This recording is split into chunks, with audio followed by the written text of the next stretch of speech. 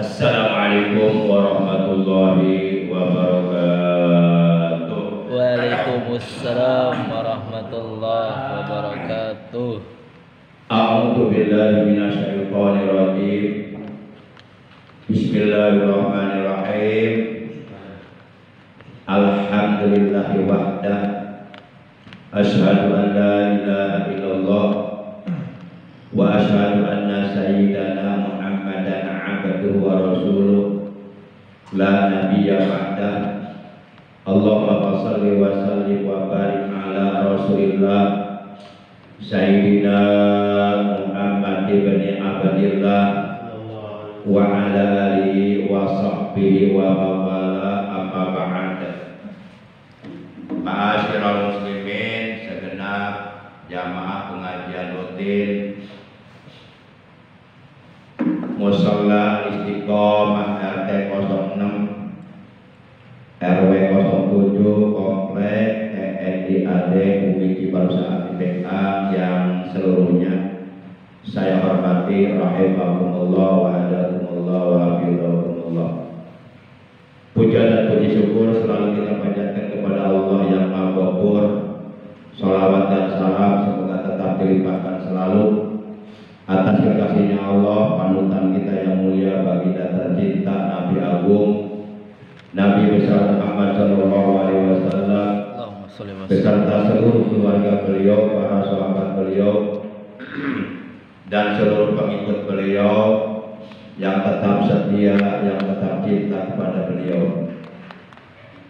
Semoga kelak di hari kiamat kita semua yang hadir, juga keluarga kita dan saudara kita, mendapatkan syafaat di beliau. Amin ya Allah ya rabbal alamin. Ma'asyiral muslimin rahimakumullah wa hadakumullah wa hafizakumullah.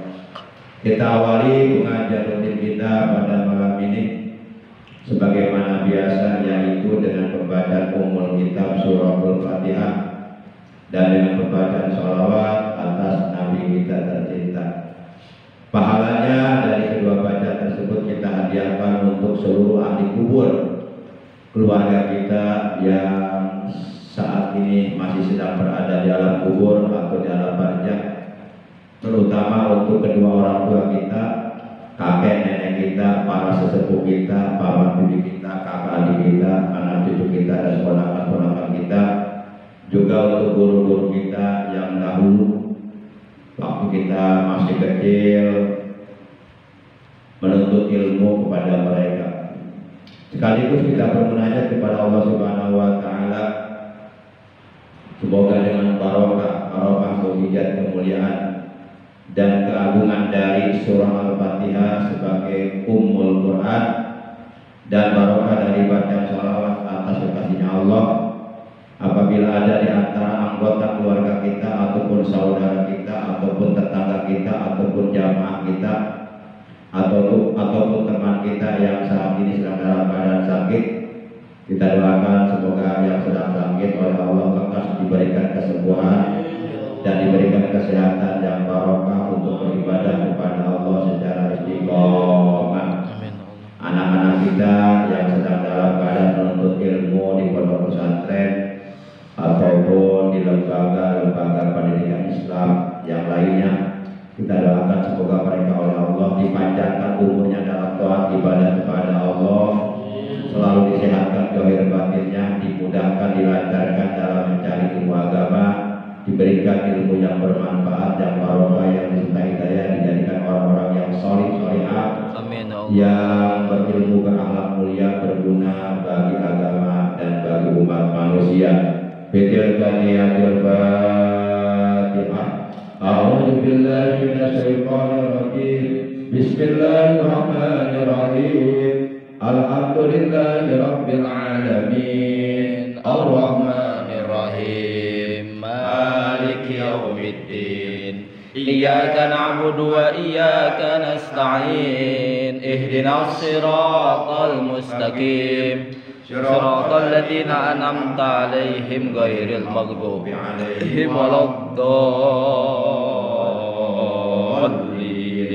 Rabbi ighfir lana. Amin. Ya Rasulullah,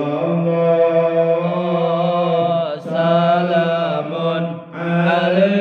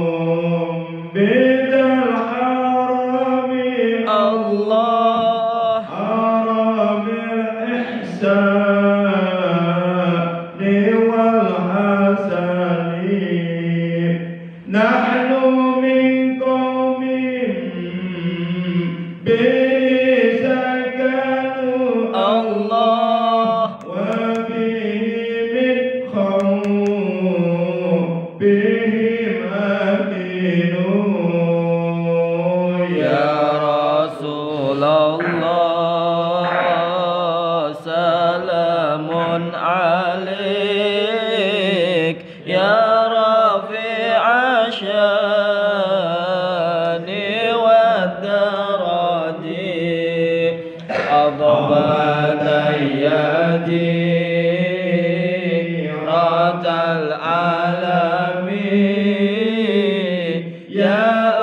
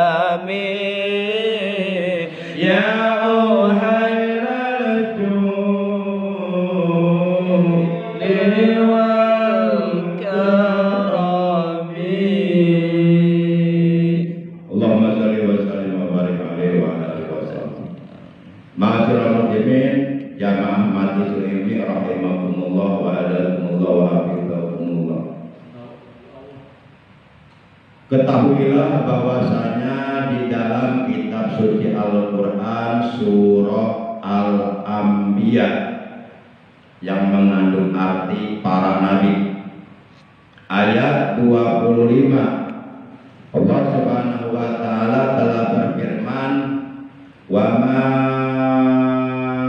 arsalna min qablika mir rasulin illa nuhi ilaihi annahu la ilaha illa ana fa'budun. Kata Allah dalam ayat ini, dan tidaklah kami mengutus sebelum engkau Muhammad seorang rasul pun, melainkan kami wahyukan kepadanya bahwasanya tidak ada Tuhan selain aku, kata Allah. Maka menyembahlah kalian kepadaku, beribadahlah kalian kepadaku. Para jamaah yang dimuliakan oleh Allah Subhanahu wa taala, jadi sangat amat jelas sekali bahwa berdasarkan ayat ini, surah Al-Anbiya ayat 25, bahwa seluruh para rasul, seluruh para nabi yang telah diutus oleh Allah ke alam dunia sebelum Allah mengutus nabi kita tercinta, nabi agung, nabi besar Muhammad sallallahu alaihi wasallam sebagai nabiul awalin wal akhirin, sebagai nabi yang paling pertama dan yang paling terakhir. Jadi nabi kita itu disebutnya nabiul awalin wal akhirin, nabi yang paling pertama dan yang paling terakhir. Maksudnya bagaimana? Nanti kita jelaskan. Jadi sebelum Allah mengutus Nabi Muhammad, Allah sudah mengutus para nabi, para rasul. Jadi jumlah para nabi itu menurut keterangan di dalam kitab Fathul Mu'in yang dikemukakan oleh para ulama sebanyak 124.000 nabi. Kemudian yang diangkat menjadi rasul dari 124.000 nabi ada 315 orang rasul. Dari 315 orang rasul yang wajib diketahui nama-namanya, termasuk riwayat hidupnya, perjuangannya, akhlaknya dan sebagainya. Itu ada 25 orang rasul. Dari 25 orang rasul yang oleh Allah diangkat sebagai para nabi ulul azmi, ada 5 orang rasul. Yang 5 orang rasul tersebut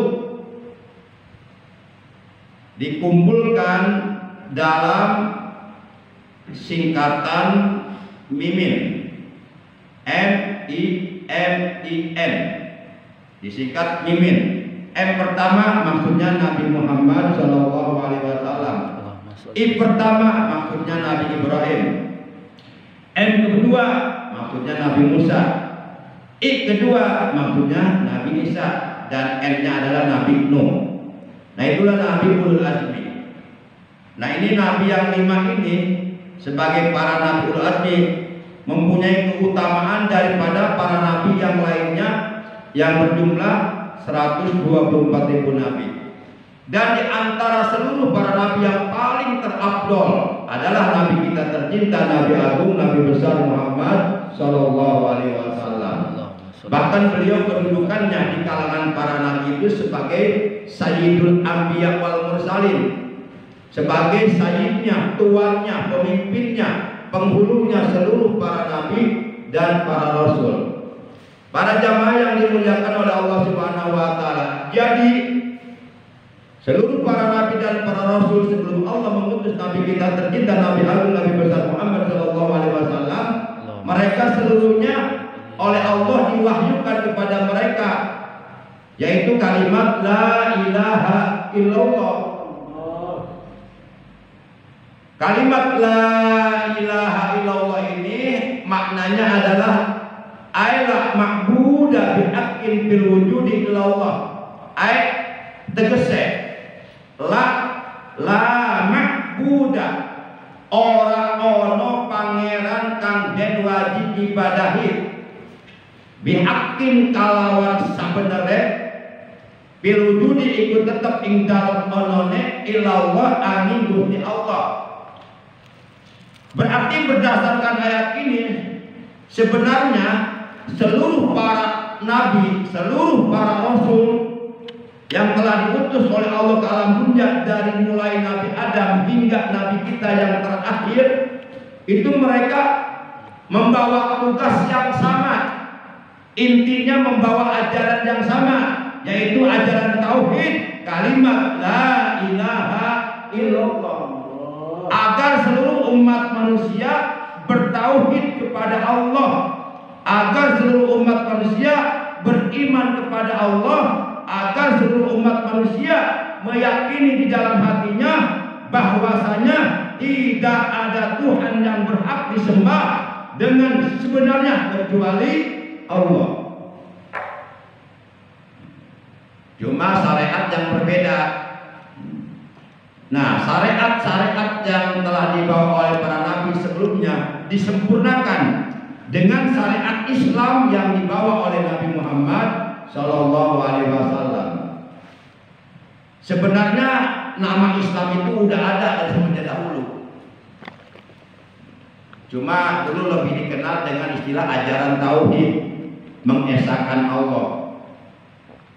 Mana dalilnya yang menunjukkan bahwa Islam itu sudah ada dari semenjak dahulu? Lihat Al-Quran surat 22, surat Al-Hajj 17 ayat 77.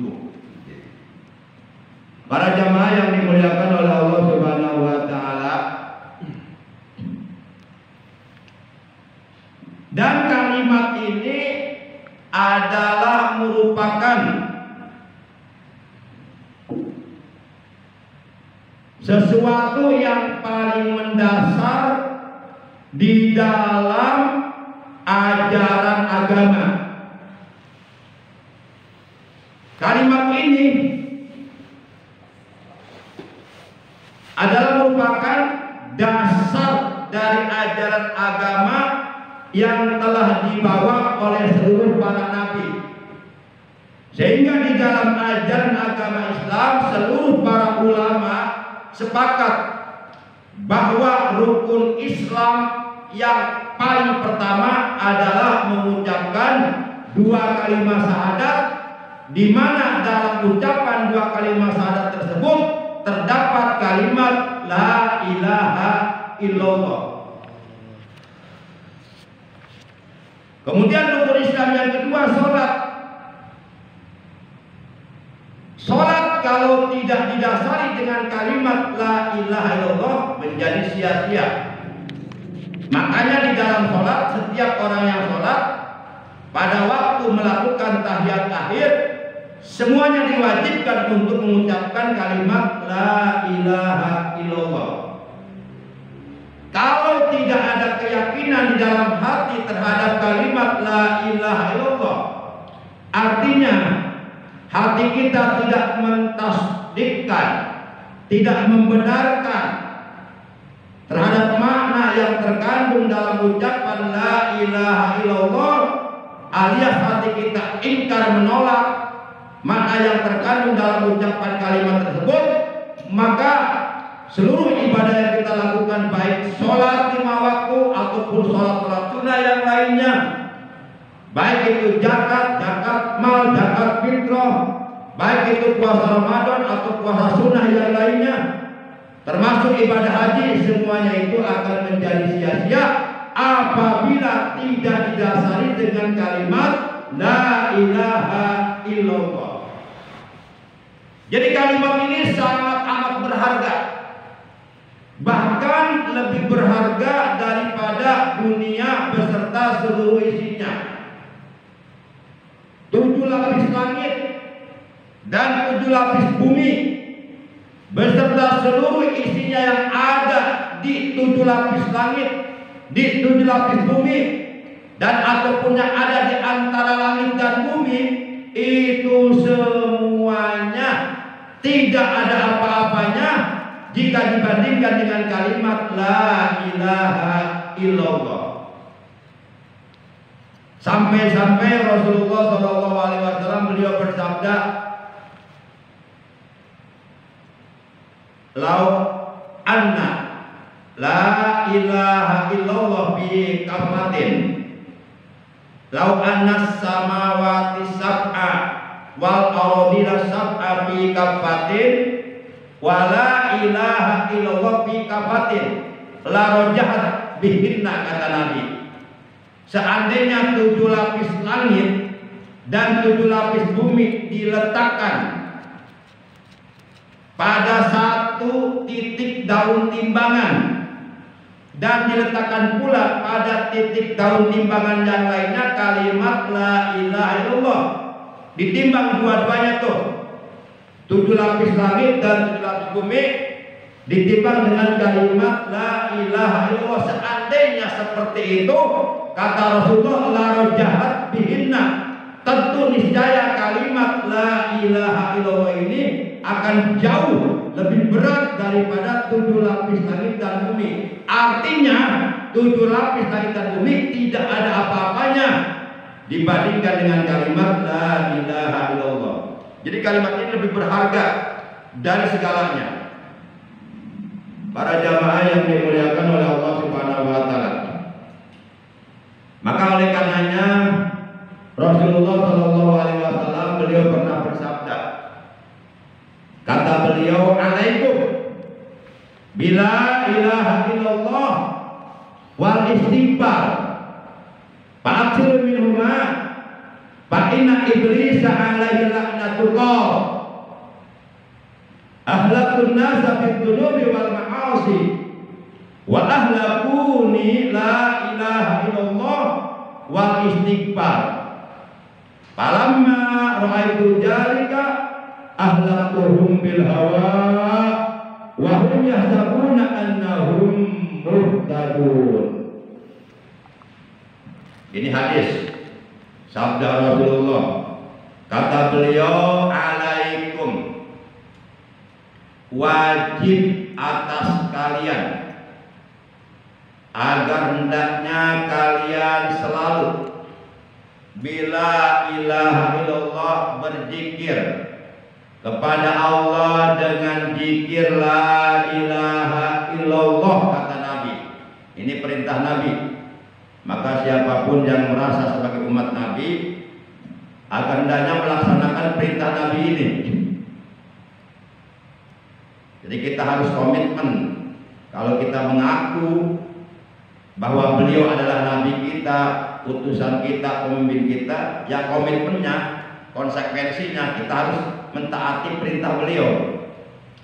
Karena nggak ada artinya kita mengaku beriman kepada beliau tapi perintah-perintahnya ditentang. Itu namanya iblis. Iblis kan begitu. Iblis itu sebenarnya beriman kepada Allah. Iblis itu percaya adanya Allah. Keimanan iblis kepada Allah jauh lebih dulu daripada keimanan kita kepada Allah. Karena iblis sudah ada di dalam surga jauh sebelum Allah menciptakan Nabi Adam. Kita baru lahir sekarang. Iblis itu berimannya kepada Allah lebih dulu daripada kita. Iblis beriman kepada Allah. Iblis percaya Allah itu ada. Dan iblis mengakui bahwa itu Tuhannya. Tapi perintah Allah ditentang oleh iblis. Makanya iblis dikutuk oleh Allah. Nah, kalau ada orang mengaku beriman kepada Allah tapi perintah Allah ditentang, ditolak, mengaku beriman kepada Rasulullah tapi perintah Rasulullah tidak diindahkan, tidak dihiraukan, diabaikan begitu saja, ya sama aja. Kelakuannya seperti iblis karakternya. Beriman tapi menentang. Kalau orang beriman kan bukan samina wa asoina. Orang beriman itu sikapnya adalah samina wa atokna. Samina, kami mendengar ya Allah. Samina, kami mendengar ya Rasul. Wa atokna, dan kami akan mentaati melaksanakan perintahmu ya Allah, perintahmu ya Rasul. Itulah sikap orang yang benar-benar beriman kepada Allah dan Rasulnya. Berbeda dengan sikap orang kafir. Orang kafir itu samina wa asaina. Kami mendengar ya Allah firman-firman-Mu, kami tahu Al-Quran itu firman-Mu. Kami mendengar ya Muhammad sabda-sabda-Mu, tapi kami akan menentangnya. Itulah kafir. Para jamaah, jadi banyak orang mengaku Islam tapi dia nggak menyadari bahwa kelakuannya itu ya seperti kelakuan orang kafir gitu. Cuma nggak menyadari saja, nggak menyadari. Jadi perasaannya benar terus. Oleh karena memang ya menunjukkan kebodohannya dalam agama gitu. Oleh karena jarang ngaji, jadi jarang mendapatkan nasihat. Kalau orang jarang ngaji itu dia akan merasa benar terus. Walaupun berbuat salah nggak merasa bersalah, karena dia nggak tahu kalau itu salah. Kenapa? Karena nggak diterangi dengan ilmu agama. Jadi dia kalau menentukan benar dan salah bukan agama patokannya, akal dia sendiri, akal yang digunakan. Para jamaah yang dimuliakan oleh Allah Subhanahu wa taala. Jadi kata Nabi, alaikum bila ilaha illallah wal istighfar. Hendaklah kalian selalu berzikir kepada Allah dengan zikir la ilaha illallah dan istighfar. Permohonan ampun kepada Allah. Kata beliau, fa'aksiru minhuma. Maka perbanyaklah oleh kalian dari keduanya. Perbanyaklah oleh kalian ucapan la ilaha illallah setiap hari. Jangan dilepas, jangan dilupakan.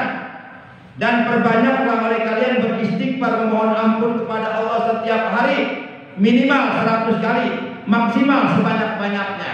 Perbanyak ucapan la ilaha illallah dan perbanyak beristighfar, memohon ampun kepada Allah. Nah, ini perintah Nabi. Kenapa Rasulullah SAW memerintahkan kepada seluruh umatnya agar di dalam kesehariannya, agar di dalam kehidupan sehari-harinya selalu memperbanyak ucapan la ilaha illallah dan selalu memperbanyak istighfar, permohonan ampun kepada Allah. Kenapa Rasulullah memerintahkan demikian? Fa inna iblis alaihi laknatullah. Karena sesungguhnya iblis yang dilaknat oleh Allah, yang dikutuk oleh Allah sampai datangnya hari kiamat, dan iblis sudah ditetapkan oleh Allah sebagai penghuni neraka untuk selama-lamanya. Iblis pun menerima akan keputusan Allah ini.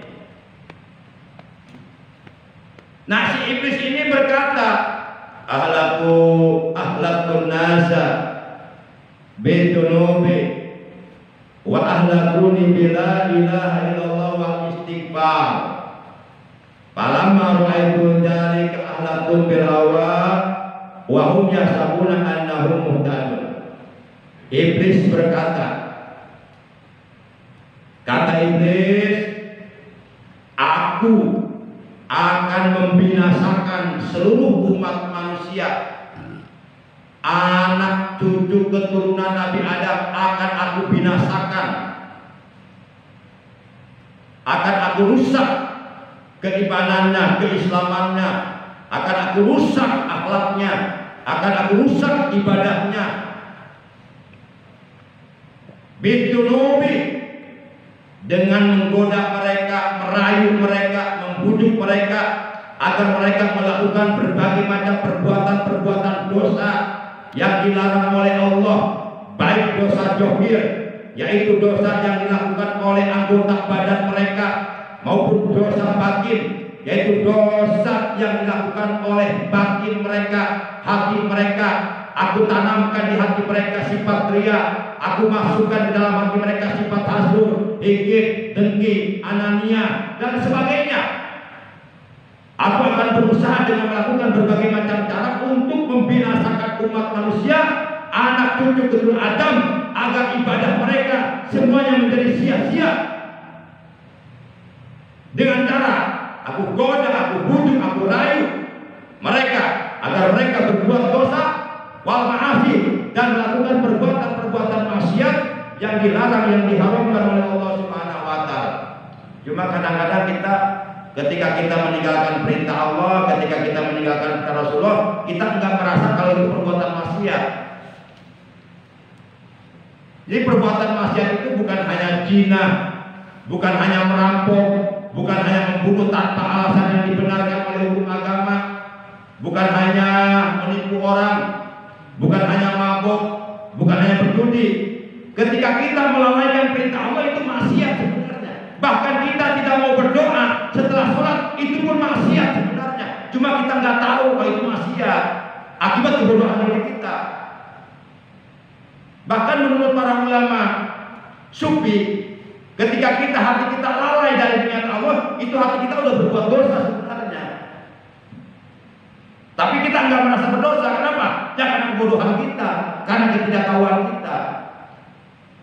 Para jamaah yang dimuliakan oleh Allah Subhanahu wa taala.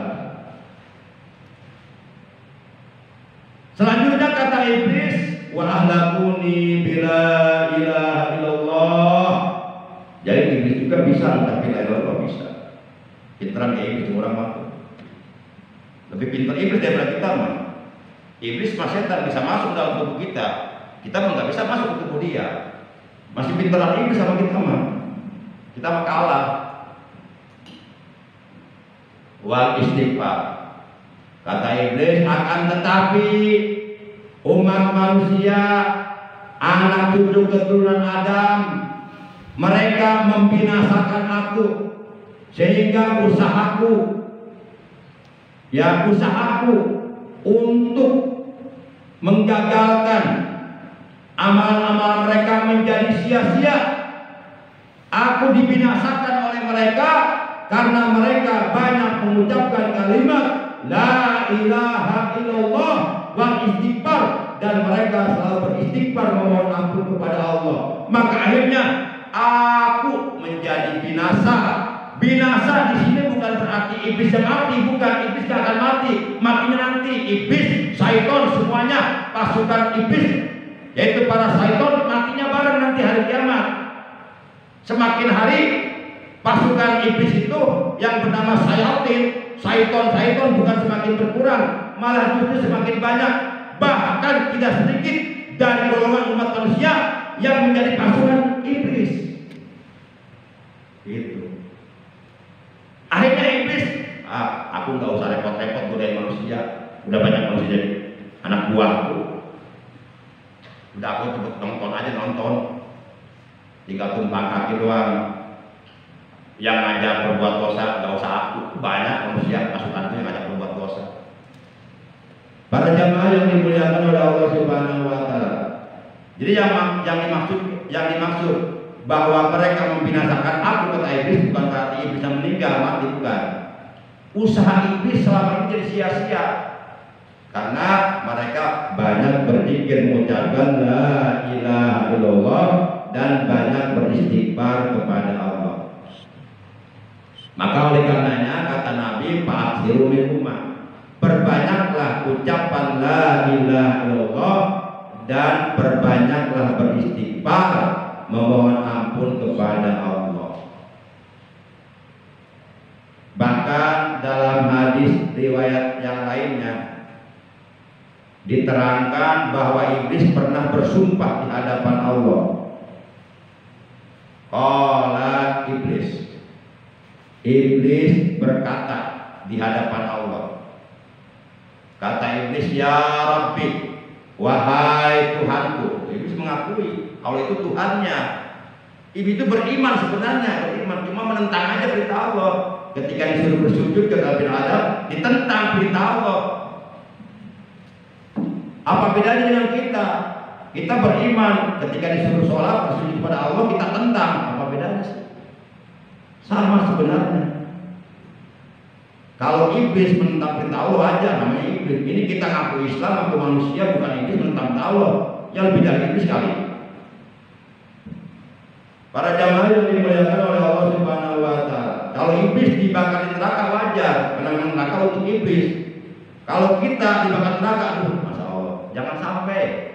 Karena kita bukan iblis.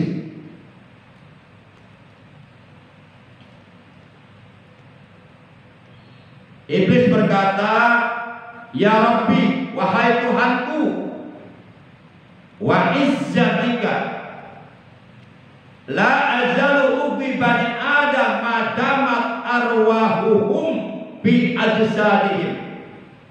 Kata iblis, ya Allah, ya Tuhanku, demi keperkasaanmu, demi kemuliaanmu, demi keagunganmu, kata iblis.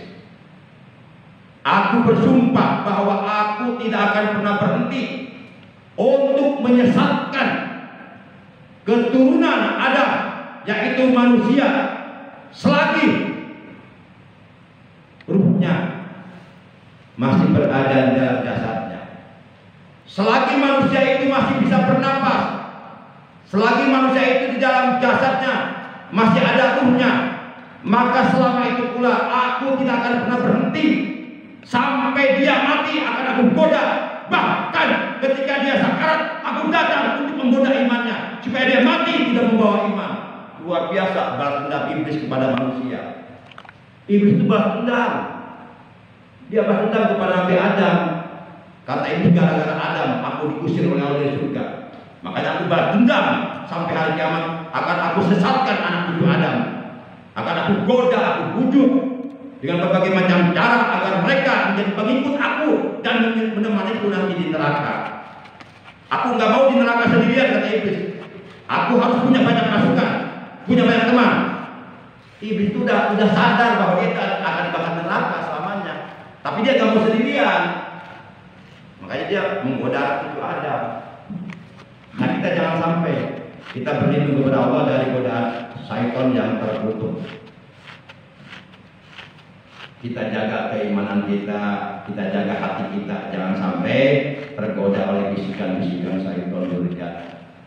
Caranya terus banyak berzikir kepada Allah dengan ucapan la ilaha illallah dan memperbanyak astagfirullahaladzim, astagfirullahaladzim, astagfirullahaladzim, astagfirullahaladzim, astagfirullahaladzim. Terus perbanyak.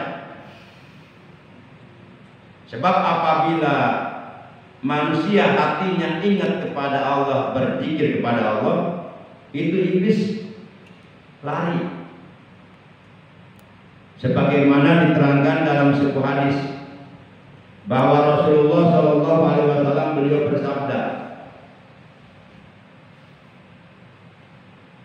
Inna iblisa wa'adhi'ul qutmatahu ala qalbi ibni Adam wa in jakarallahu ta'ala fanasa wa in nasyallaha ta'ala iltaqama qalba.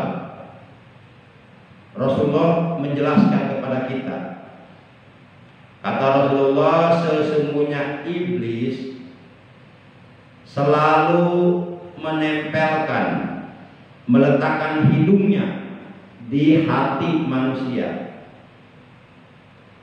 Jadi iblis senantiasa menempelkan hidungnya di hati kita. Maka jikalau manusia hatinya ingat kepada Allah, hatinya berzikir kepada Allah, menyebut nama Allah di dalam hatinya, khonasa, iblis lari terbirit-birit, kepanasan, ketakutan dengan asma Allah itu. Akan tetapi apabila manusia hatinya berpaling dari mengingat Allah, yang ada di hatinya dunia melulu, Allah tidak diingat di dalam hatinya. Yang diingat urusan dunia, urusan harta, urusan bisnis, urusan mobil. Hatinya berpaling dari mengingat Allah, maka kata Nabi, iltaqama qalba, iblis akan menelan hatinya. Jadi kalau hati kita lupa kepada Allah, hati kita ditelan oleh iblis. Ditelan. Maksudnya ditelan adalah hati kita akan dikuasai oleh iblis. Akan dikuasai oleh iblis. Nanti iblis akan memasukkan ke dalam hati kita penyakit yang namanya penyakit wahan, yaitu hubub dunia, cinta dunia. Orang kalau terlalu cinta dunia, maka dia hidupnya akan turun amal, banyak angan-angan. Orang kalau sudah banyak angan-angan, itu banyak angan-angan itu diakibatkan cinta dunia. Orang kalau sudah banyak angan-angan, nantinya dia akan apa? Banyak angan-angan. Jadi dengan sebab kita cinta dunia, kita akan banyak angan-angan. Kalau manusia sudah banyak angan-angan, tulur amal, maka dia akan lupa akan kematian. Nggak ingat mati. Yang diingat dunia terus, angan-angan terus. Aku pengen pengen anu, nggak ingat mati. Padahal umurnya berkurang. Tahu-tahu mati aja, baru misalnya. Setiap kita bernapas umur kita berkurang. Setiap kita menghembuskan nafas umur kita berkurang. Jadi bukan bertambah. Karena umur sudah ditentukan oleh Allah nih. Saya umpama ditentukannya di jalannya 70 tahun. Sekarang usia saya udah berapa? Udah 50 berapa? 56 tahun. Dan sekarang berapa sisanya? Berkurang sebenarnya. Nah orang kalau udah nggak ingat mati, dia akan berbuat dosa terus. Akan meninggalkan ibadah kepada Allah, meninggalkan sholat, itu kan perbuatan dosa. Akan memperdulikan hawa nafsunya. Kalau orang lupa mati. Nah, dengan sebab lupa mati, itu akan membuat kita berbuat dosa. Nah, kalau kita terus berbuat dosa, itu akan menyebabkan hati kita akan keras. Qaswatul qalbi. Hatinya keras, nasihat gak masuk. Keras, lebih keras daripada kerasnya batu. Nah, kalau orang sudah keras hatinya, matanya sulit untuk menangisi dosa. Jadi matanya itu beku, nggak bisa keluar air mata menangisi dosa. Tapi kalau urusan dunia dia rugi baru nangis. Tapi urusan akhirat ketinggalan ibadah, nggak bisa nangis dia. Naudzubillah dari ini tidak orang-orang yang akan celaka seperti itu. Para jamaah yang dimuliakan oleh Allah Subhanahu wa taala. Jadi sepanjang ruh-ruh mereka masih berada di dalam jasadnya, maka sepanjang itu pula aku, kata iblis, tidak akan pernah berhenti untuk membinasakan, menyesatkan, menggoda, membujuk, merayu anak cucu Adam agar berbuat dosa. Aku tidak mau mereka masuk surga. Aku ingin mereka menjadi temanku di neraka nanti. Itu sumpah iblis di hadapan Allah. Para jamaah yang dimuliakan oleh Allah, kemudian dijawab oleh Allah.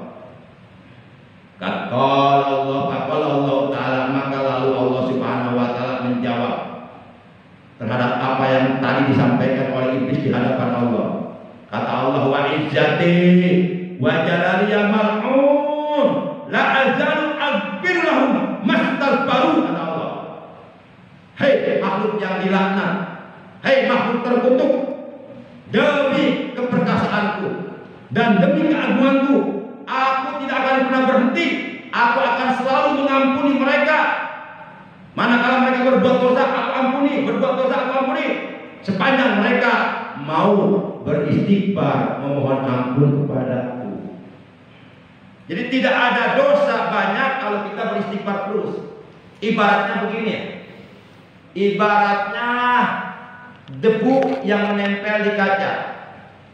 Tidak akan pernah ada debu di kaca, walaupun kaca tersebut terkena debu setiap hari. Kalau tiap hari dilap terus, dibersihkan terus, nggak akan pernah ada. Nah seperti itu.